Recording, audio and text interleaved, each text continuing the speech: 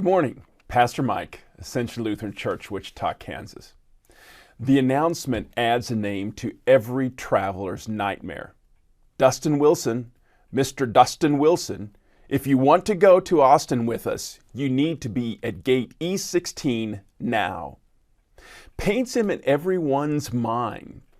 I can see him running down the people mover, running up to the flight attendant, ticket waving, breathlessly scurrying down the jetway, squeezing in just as the door closes. Some of us feel sorry for him, praying that he makes the flight. Others figured he deserves getting stuck in Memphis. Should have arrived earlier. Shouldn't have stopped for a smoke. Should have brought snacks from home. I always wonder about the Dustins who never show up. Did they just decide to stay there? Did they get stuck in traffic? Was it cheaper to buy a ticket to somewhere else and just blow off the last leg?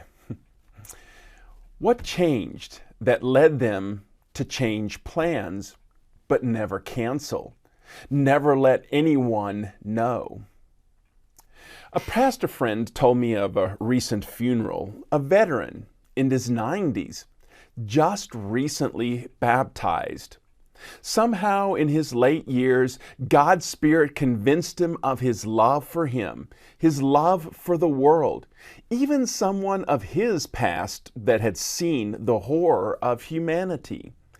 Convinced this grizzled veteran to let go of trying to be his own savior, of trying to direct his destiny, admitting he was never that good at it, especially when measured against his conscience, that barometer God implanted in him at birth. God orchestrated events and arranged people so that this man, who was willing to give his life for his country, finally appreciated how Jesus gave his life for him.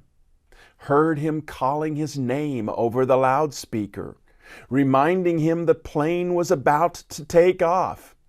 If you want to go with us, you need to get on now. He did. Just before the door closed, just before the plane took off. Hooray for him! Hooray for God! Hooray for a God who never quits, never gives up, never slumbers nor sleeps. Hooray for the God who is always looking for the one lost sheep.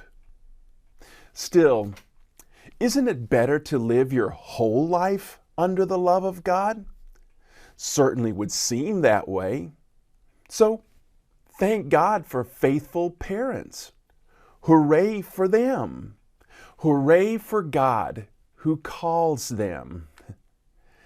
Thursday is my father's 89th birthday.